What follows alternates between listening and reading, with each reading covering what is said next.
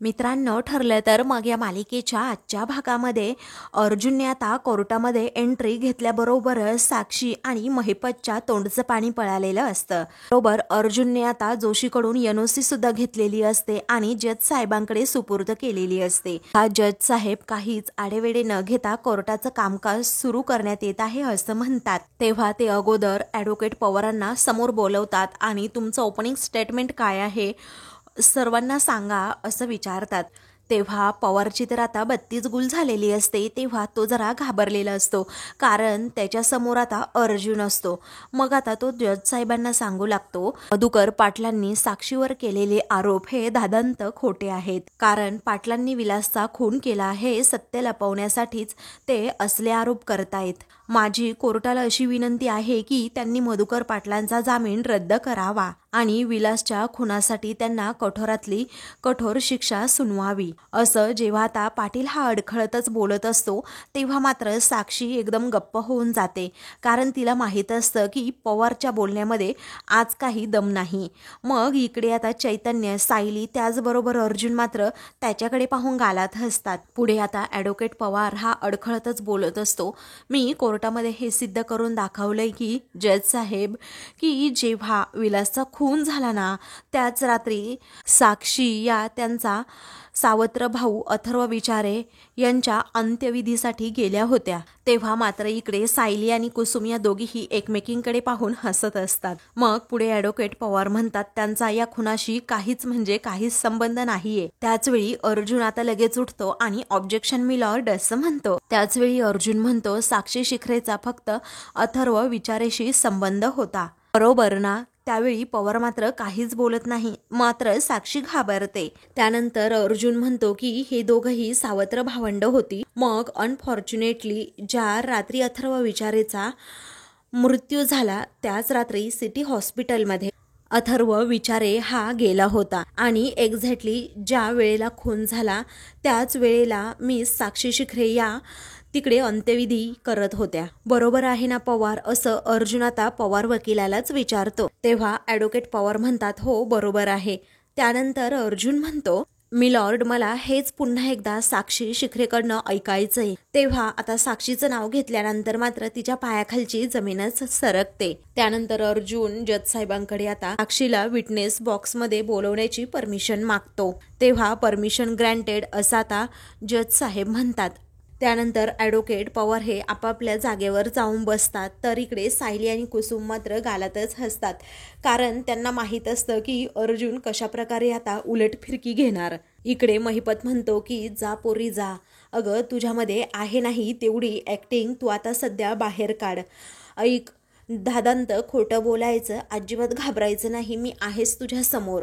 मग आता अण्णाचं असं बोलणं ऐकून साक्षी लगेच उठते आणि विटनेस बॉक्समध्ये येते. अर्जुन आता पुन्हा एकदा साक्षीला म्हणतो, मिस साक्षी शिखरे, विलासचा खून झाला त्या रात्री काय काय घडलं होतं हे तुम्ही पुन्हा सांगाल का? तेव्हा साक्षी आता पुन्हा एकदा खोटं बोलू लागते आणि म्हणते, तुमच्यासाठी विलासचा खून झाला ती रात्र असेल, परंतु माझ्यासाठी ती रात्र होती ना, ती माझा भाऊ जाण्याची होती. असं म्हणून इमोशनल ड्रामा करत आता जज साहेबांना साक्षी सांगू लागते, या अगोदर सुद्धा त्या रात्री काय घडलं हे मी सांगितलं होतं. अहो खरं तर त्या रात्रीच्या आठवणी काढायला मला नाही आवडत, मला खरंच या सगळ्या गोष्टींचा ना खूप त्रास होतोय.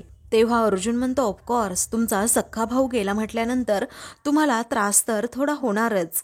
मग आता साक्षी म्हणते, नाही सावत्र भाऊ होता तो माझा. तेव्हा अर्जुन विचारतो, काय?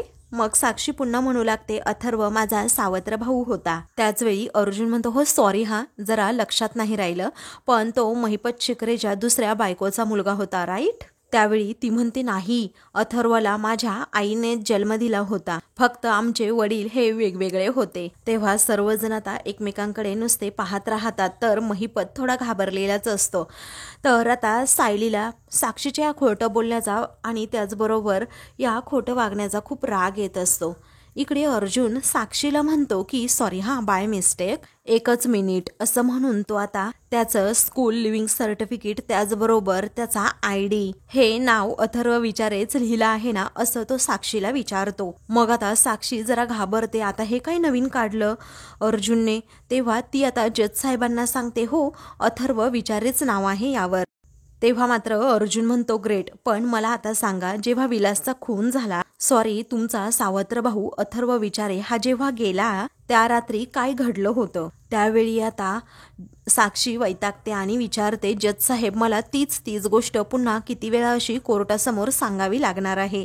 तेव्हा अर्जुन म्हणतो लास्ट टाइम सांगावी लागणार. मग अर्जुन म्हणतो आय प्रॉमिस, लास्ट टाइम सांगितलंय ना तुम्हाला. तेव्हा साक्षी आता नाईलाजाने पुन्हा सांगू लागते ज्या दिवशी विलासचा खून झाला एका रिसॉर्टमध्ये मी पार्टीला गेले होते. मग हॉस्पिटलमधून फोन आला की अथर्वचा ऍक्सिडेंट झालाय आणि लगेचच मी त्या रिसॉर्टमधून निघून सिटी हॉस्पिटलमध्ये पोहोचले.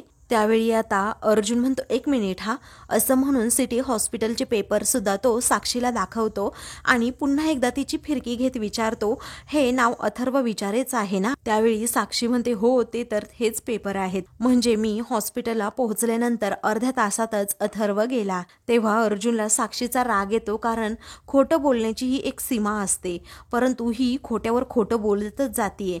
त्यानंतर ती आता रडतच म्हणते खरं तर माझ्या आईच्या या नात्याबद्दल मला माझ्या अण्णांना सुद्धा काही कळू द्यायचं नव्हतं, त्यांना खूप त्रास झाला असताना म्हणून, आणि म्हणूनच अथर्वचे अंत्यसंस्कार मी एकटीने केले. मग त्यानंतर तो मृत्यूपत्र सुद्धा दाखवतो आणि विचारतो नाव अथर्व विचारे राईट. तेव्हा साक्षी म्हणते हो राईट. तेव्हा हॉस्पिटलचा बिल त्याचबरोबर अजून काही कागदपत्रे सर्व अथर्व विचारेची अर्जुन आता साक्षीला दाखवतो आणि मग त्यानंतर हसतच म्हणतो अरे वा, सावत्र भावासाठी तर खूपच खर्च केलाय तुम्ही. अहो पण एकदा नाव चेक करून घ्या हा, अथर्व विचारेच आहे ना. तेव्हा साक्षीच्या आता तळपायाची आग मात्र मस्तकात जाते, कारण अर्जुन प्रत्येक पेपरमध्ये तिला विचारत असतो की नाव अथर्व विचारेच आहे ना.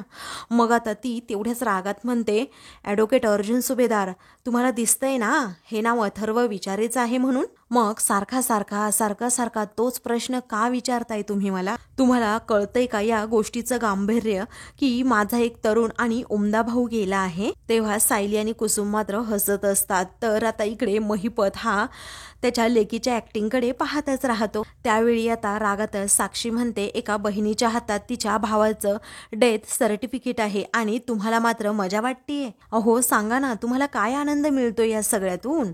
तेव्हा मागे बसलेले सर्वजण आता डोक्यालाच हात लावतात, विचार करतात. त्यानंतर अर्जुन सुद्धा तशीच तिच्यासारखी ऍक्टिंग करत आय एम सॉरी हा मिलॉर्ड असं म्हणतो. खरं तर साक्षी इमोशनल झालेली नसते, ती आता खूपच घाबरलेली असते, हे अर्जुनला कळून चुकलेलं असतं. त्यानंतर अर्जुन म्हणतो हो I am really very sorry, कारण तुमचा भाऊ गेला म्हणून, सॉरी तुमचा सावत्र भाऊ गेला म्हणून तुम्हाला वाईट वाटतच असेल, पण आपण 2 मिनिटं जरा कोर्टामध्ये असं सायलंट सर्व वातावरण ठेवायचं का आणि आपणही सायलंट उभं राहायचं.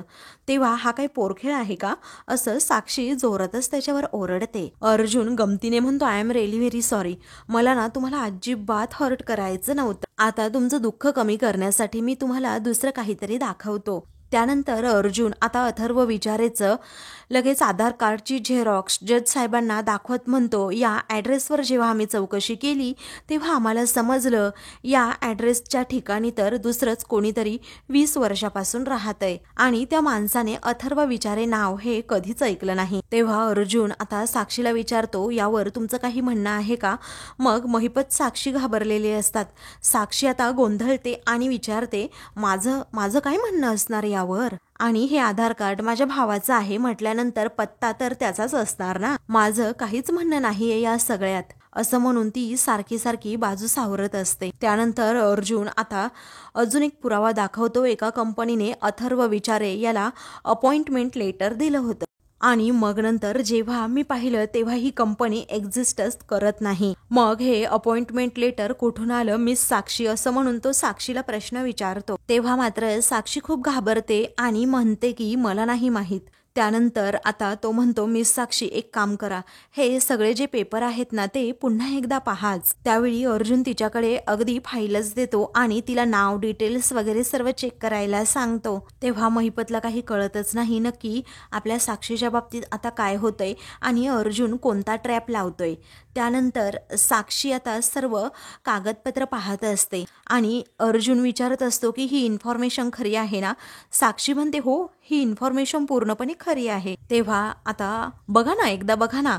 तेव्हा साक्षीच्या रागाचा पारा चढतो आणि ही इन्फॉर्मेशन खरी आहे असं ती खूप जोरात ओरडते. आता तिच्या वरचढ आवाज करून ही इन्फॉर्मेशन पूर्णपणे खोटी आहे असं जोरातच साक्षीवर ओरडतो. तेव्हा कोर्टामध्ये असणारे सर्वजण अगदी शांत होतात, सायलेंट होतात. तर अर्जुन आता जोरात ओरडतो, मिस साक्षी इथे काहीही मॅच होत नाहीये. तर रविराजला आता फक्त माहीत असतं की अर्जुनच्या हाती असं काहीतरी लागले आणि म्हणून तो एवढा भडकलाय. तर अर्जुन साक्षीला म्हणतो, कुठे ॲड्रेस बदलला गेला आहे तर कुठे नंबर बदलला गेलाय, कारण तुम्ही सबमिट केलेले सगळे पेपर हे खोटे आहेत. आता हे समजल्यानंतर सर्वजण आश्चर्याने साक्षीकडे पाहतात. तेव्हा पवार वकील उठतो आणि लगेच ऑब्जेक्शन घेतो. तेव्हा तो आता म्हणतो, ॲडव्होकेट सुभेदार हे आमच्यावरती पूर्णपणे खोटे आरोप करतायत. तेव्हा ऑब्जेक्शन सस्टेंड असं आता जज साहेब म्हणतात. त्यावेळी आता ते स्वतः अर्जुनला म्हणतात, ॲडव्होकेट अर्जुन सुभेदार, तुम्ही हे सर्व गंभीर आरोप पुराव्यांशिवाय नाही करू शकत. तर इकडे कुसुमला प्रश्न पडतो आणि ती मग सायलीला विचारते, काय ग, म्हणजे अर्जुनला आता पुढचे प्रश्न विचारता नाही येणार का? त्यावेळी सायली म्हणते, आता बघतच राहा पुढे काय होतंय ते. केस खऱ्या अर्थाने आता सुरू झालीये. तर इकडे साक्षी आता हायपर होते आणि अर्जुनलाच प्रश्न विचारू लागते, ॲडव्होकेट सुभेदार, तुमचं नक्की काय चाललंय? अहो, माझ्या भावाच्या मृत्यूबद्दल बोलतोय आपण. तुम्हाला याचं गांभीर्य कळतंय का? अहो जज साहेब, हे सर्व कागदपत्र आहेत ना, माझे भाऊ गेल्यानंतर माझ्या हातात आले आहेत. आता तुम्हीच मला सांगा, माझा भाऊ गेल्यानंतर त्याचा पत्ता हे सगळं चेक करण्याच्या मनस्थितीत मध्ये असेल का मी? आणि आता असेल ना काही कन्फ्युजन या कागदपत्रांमध्ये, तर तुम्ही काय मला सरळ फासावर चढवणार का आता? तेव्हा सायली मात्र तिच्याकडे पाहून हसते. तर महिपत म्हणतो, हो बरोबर आहे ना, काय फासावर चढवणार का माझ्या लेकीला? त्यावेळी अर्जुन म्हणतो, पुराव्यांशिवाय पॉसिबल असतं तर तेही केलं असतं मी. त्यानंतर अर्जुन म्हणतो, हे पेपर फेक आहेत की नाही यासाठी कोर्टाने माझ्याकडे पुरावे मागितले आहेत ना, मी कोर्टासमोर एक साक्षीदार आता प्रेझेंट करतो. तर इकडे आता या सगळ्यावरून रविराजला एकच गोष्ट समजते की अर्जुनच्या बोलण्यामध्ये तथ्य आहे आणि म्हणूनच तो नागराज आणि प्रियाला सांगतो, अर्जुन जे काही बोलतोय ना ते जर सर्व खरं असेल तर विषय खूप गंभीर आहे. त्यावेळी प्रिया म्हणते, बाबा पण हे खरं कसं असेल? अहो, मधुभाऊंना वाचवण्यासाठी अर्जुन हा किती खोटं बोलतोय, आपल्याला दिसत नाही का? हो की नाही काका? मग नागराज म्हणतो, हो ना, मला हे असंच वाटतंय. अरे दादा, असले फेक पेपर कोणी कोर्टामध्ये सादर करेल का? आता साक्षीदार म्हणून कोणाला उभं करतोय तो काय माहीत. त्यानंतर इकडे अर्जुन हा म्हणतो, मिस साक्षी तुम्ही जाऊ शकता तुमच्या जागेवर. आता साक्षीला एकदम धक्का बसलेला असतो की अर्जुन कोणता साक्षीदार आता उभं करणार. आता काही सुचत नसतं, ती इकडे तिकडे पाहते आणि धक्क्यानेच पुढे जायला निघते. त्यानंतर अर्जुन आता लगेच म्हणतो, मला शशांक नवाते या माणसाला विटनेस बॉक्समध्ये बोलवण्याची परवानगी हवी आहे. तेव्हा जज साहेब लगेच परमिशन देतात. तर आता शशांक तेथे येतो आणि विटनेस बॉक्समध्ये उभा राहतो. भगवद्गीतेवर हात ठेवून शपथ घेतो, मी जे सांगेल ते खरं सांगेल. त्याचवेळी अर्जुन आता त्याला म्हणतो, तुम्ही कोर्टाला एक छोटीशी ओळख सांगा तुमची. मग तो सांगतो की माझं नाव शशांक नवाते, तिथे बस स्टँड आहे ना, तिथे माझं एक छोटंसं इंटरनेट कॅफे आहे आणि तेथेच मी एक 2-3 फोटोकॉपींच्या मशीन सुद्धा ठेवल्या आहेत. त्याचबरोबर प्रिंटिंगची छोटी मोठी कामं करतो मी. हे तिन्ही बिझनेस मी एकत्रच चालवतो. त्यावेळी अर्जुन आता लगेच त्याला ते पेपर्स दाखवत विचारतो की मला सांगा, हे जे पेपर्स आहेत ते तुमच्याकडे फोटोकॉपीसाठी आले होते का? तर इकडे आता चैतन्य हा साक्षीकडे पाहतो. तर साक्षीला आता घाम फुटलेला असतो. तर शशांक आता ते सर्व पेपर्स पाहतो आणि म्हणतो, मला एवढं काही आठवत नाही, कारण कसं आहे ना, दिवसभरामध्ये मी 200-300 कॉपीज काढतो. त्यानंतर अर्जुन म्हणतो, हो खरं आहे. आता माझा प्रश्न बदलतो मी, पण याचं उत्तर तुम्हाला नक्कीच माहीत असणार. त्यानंतर अर्जुन काही रिझल्ट दाखवत विचारतो की हे पेपर्स तुमच्या दुकानात बनवले गेले आहेत का? तेव्हा तो आता निरखूनच ते पेपर पाहतो आणि म्हणतो की हो, मी माझ्या दुकानातच हे पेपर छापले गेले आहेत, कारण मला काही याचं मटेरियल पुरवलं होतं आणि मीच छापलेत हे पेपर.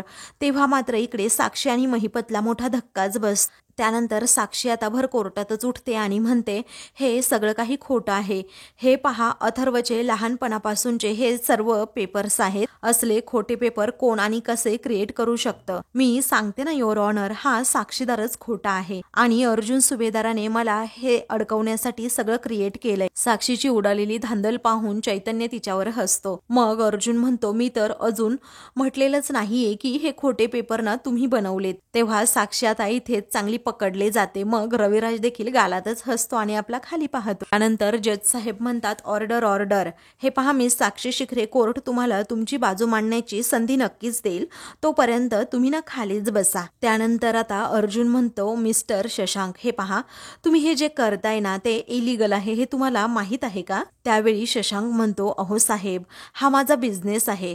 कस्टमर जे सांगतात ना ते फक्त मी आपला छापून देतो आणि त्यामध्ये आता काय खरं काय खोटं हे तरी मला कसं समजणार? अहो, रोज मी एवढे कागद छापतो, फोटोकॉपीज काढतो, त्यातला एक शब्दही वाचण्यासाठी मला अजिबात वेळ नसतो. तेव्हा अर्जुन विचारतो, मग मला एक सांगा, तुमच्याकडे जेव्हा हे पेपर्स बनवण्यासाठी येतात तेव्हाची प्रोसेस नक्की काय आहे? म्हणजे सर्व इन्फॉर्मेशन घेऊन तुमच्याकडे यावं लागतं आणि तुम्ही बनवून देता, असं काही आहे का? त्यावेळी तो म्हणतो की नाही साहेब, अहो ऑनलाईनचा जमाना आहे, म्हटल्यानंतर दुकानात येण्याची गरजच नाही. कसं आहे ना, मला मेलद्वारे माहिती येते आणि मग ते पेपर्स मी रेडी करतो आणि मग पेपर्स रेडी झाले की क्लायंट्स ते घेऊन जातात. त्यावेळी आता अर्जुन विचारतो, म्हणजे अथर्व विचाराची सर्व माहिती तुम्हाला मेलवर आली होती?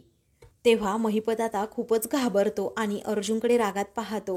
त्याच वेळी तो सांगू लागतो, आत्ताशी साहेब मला आठवतंय, या कस्टमरने फोटोकॉपी काढली होती ना, तेव्हा 2-3 आधार कार्ड सुद्धा मागवून घेतली होती आणि त्यातलंच एक म्हणजे त्यांनी अथर्व विचारेचं सिलेक्ट केलं आणि मग बाकीची सर्व कागदपत्र त्याच्याच नावाने छापायला सांगितले. आता हे सगळं त्या झेरॉक्सवाल्याने खरं सांगितल्यानंतर साक्षीच्या तोंडचं पाणी पळालेलं असतं. तेव्हा अर्जुन त्याच्यावर ओरडत म्हणतो की हे किती टोकाचं आणि इलिगल आहे, किती गंभीर गुन्हा करताय तुम्ही, हे तुम्हाला कळतंय का? तेव्हा अर्जुन म्हणतो, तुमच्या गुन्ह्याबद्दल आपण नंतर बोलूच, पण मला एक सांगा, तुम्हाला जो ईमेल आला होता तो कुठल्या मेलवरनं नक्की आला होता? त्याच वेळी आता तो सांगू लागतो की ती सर्व माहिती ना माझ्या लॅपटॉपमध्ये आहे. जेव्हा काही सर्व शशांक सांगतो तेव्हा अर्जुन लगेच जज साहेबांकडे परमिशन मागतो की शशांक नवाते यांचा लॅपटॉप मला चेक करण्याची परमिशन हवी आहे.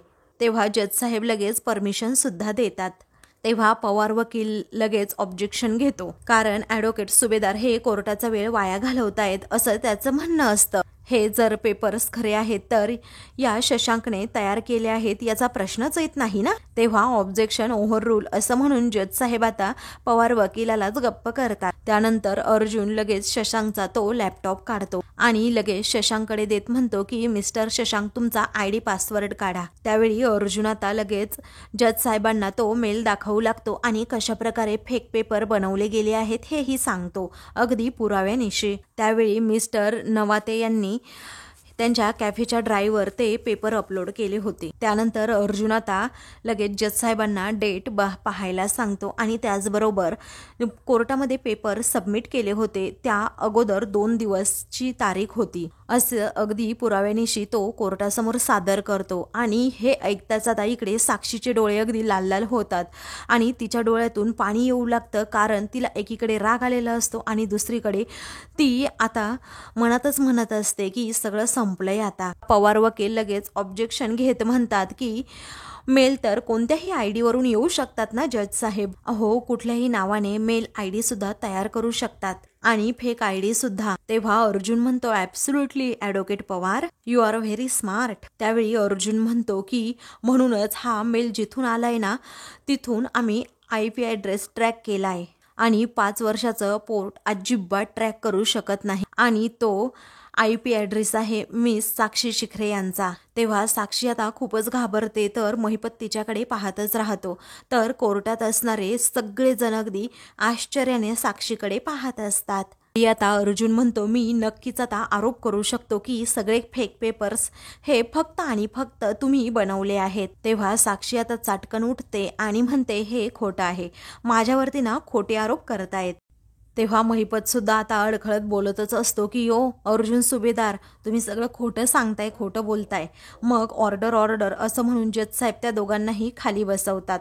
त्यानंतर अर्जुन कोर्टाला सांगू लागतो, जज साहेब, शशांक यांच्यापर्यंत जी माहिती वापरली गेली त्या माहितीचाच वापर करून, त्याचबरोबर आधार कार्डचा सुद्धा वापर करून यांनी सगळी खोटी माहिती पुरवली आणि ती सर्व माहिती साक्षीने दिली होती आणि तिच्या सांगण्यावरून हे सगळं घडलंय. त्यानंतर अर्जुन आता ॲडव्होकेट पवारांना विचारतो, ज्या विटनेसला क्रॉस क्वेश्चन करायचं असेल तर करू शकता. मग आता पवार वकील म्हणतो नाही युअर ऑनर, असं म्हणून तो आपला खाली बसतो. इकडे साक्षी मात्र घाबरते. तर सायली आणि कुसुम या दोघीही खुळकन आता साक्षीवर हसतात. त्यानंतर आता लगेच अर्जुन म्हणतो तुम्ही जाऊन बसू शकताय. त्यावेळी जज साहेब आता शशांकला म्हणतात थांबा, हे पहा, साक्षीदाराने कधीही कोर्ट सोडून जाऊ नये, आरोप सिद्ध झाले तर शिक्षेस पात्र ठरतील. त्यानंतर जज साहेब असं म्हणून सर्वांना सांगू लागतात की आतापर्यंत सादर झालेल्या पुराव्यांनुसार त्याच्या बाबतीत निर्णय घेण्यासाठी कोर्टाला थोडा वेळ हवाय, त्यामुळे 15 मिनिटांची विश्रांती नक्कीच घेतली जाईल. 15 मिनिटांची विश्रांतीची वेळ असते तेव्हा सर्वजण बाहेर येतात. चैतन्य सर्वांना चहा देत असतो, तर कुसुम त्याचबरोबर अर्जुन, सायली हे दोघेही तेथे बसलेले असतात. सायली मात्र जरा रागातच अर्जुनकडे पाहते, तर अर्जुन मात्र आपली नजर चोरत असतो. तेव्हा आता चैतन्यलाच काय करावं हे कळत नाही. मग त्यानंतर चैतन्य म्हणतो, अरे अर्जुन, ही तुझी कॉफी तरी घे. अरे 15 मिनिटांचाच रेस्ट आहे, जरा पटकन करा. अहो वहिनी, चहा घ्या की तुम्ही, असं चैतन्य हसत म्हणतो. त्यावेळी सायली म्हणते की नको आहे मला तो चहा. तेव्हा अर्जुन विचारतो, का नको आहे? अहो तुम्ही असं का वागताय माझ्याबरोबर? मला माहीत आहे तुम्ही चिडला आहात. त्यावेळी आता सायली म्हणते की तुम्हाला ना खरंच काही कळत नाही, आणि जर कळत असताना तर तुम्ही अजिबात असे वागला नसतात. अहो मला सांगा ना, आता मी काय करू? माझा नवरा कोर्टामध्ये एवढा छान युक्तिवाद करतोय म्हणून खुश राहू, की रात्रभर मला न सांगता बाहेर होतात म्हणून तुमच्यावर चिडू? तेव्हा अर्जुन म्हणतो, अहो नाही नाही, मी फोन करणारच होतो, परंतु माझा फोनच स्विच ऑफ झाला. मग त्यानंतर तो म्हणतो गाडीतला चार्जर सुद्धा घरीच राहिला, मग कसा फोन करू शकलो मी असतो तुम्हाला, असं अर्जुन आता एक्सप्लेन करून सांगतो. चैतन्य मात्र दुसरीकडे पाहतो. त्यावेळी अर्जुन आता त्याला धक्का मारतो आणि म्हणतो, अरे बोल ना आता काहीतरी. मग चैतन्य म्हणतो, चार्जर नव्हता ना म्हणून स्विच ऑफ झाला हो वहिनी. मग त्यानंतर सायली अजिबात त्याला माफ करत नाही. तेव्हा अर्जुन म्हणतो, बरं कान पकडतो आणि मला माफ करा असं म्हणून तुम्हाला सॉरी सुद्धा म्हणतो.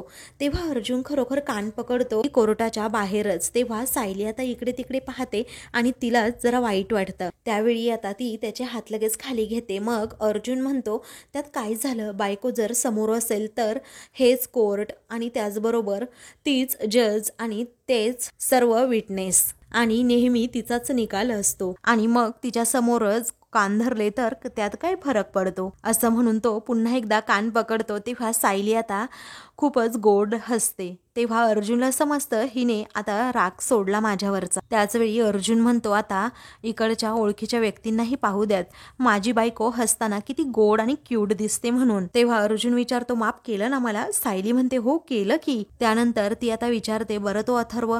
तेव्हा अर्जुन तिला आता त्याच क्षणी गप्प राहायला सांगतो. त्यावेळी आता अर्जुन म्हणतो, कोर्टातला वारा आहे मिसेस सायली, आपलं बोलणं कुठून कुठे पोहोचेल हे काहीही सांगता येत नाही. आता चैतन्य म्हणतो, वहिनी केस होईपर्यंत हा विषय अजिबात काढायला नको. सायली म्हणते, हो चालेल. मग त्यानंतर कुसुम म्हणते, हे अगदी बरं झालं की तुम्ही अगदी वेळेतच आलात. आता तुम्ही मधुभाऊंचे वकील आहे हे म्हटल्यानंतर महिपतचा चेहरा खरंच पाहण्यासारखा झाला होता. तेवढ्यातच मधुभाऊ हे तेथे येतात आणि जावई बापू असं म्हणून ते अर्जुनच्या पायाच पडू लागतात. अर्जुन पटकन उठतो आणि विचारतो, मधुभाऊ हे काय करताय तुम्ही? तेव्हा मधुभाऊ अगदी डोळ्यात पाणी आणून म्हणतात की मला असं राहून राहून वाटतोय तुमच्याबरोबर खूपच चुकीचं वागलो. तुम्ही माझ्या चांगल्यासाठी धडपडत होतात आणि मी मात्र तुमच्या प्रत्येक प्रयत्नांमध्ये अगदी खिळा ठोकूनच उभा होतो. त्यावेळी अर्जुन म्हणतो, तुम्हाला अगोदरही सांगितलं होतं मधुभाऊ की हा असला विचार अजिबात तुम्ही करू नका.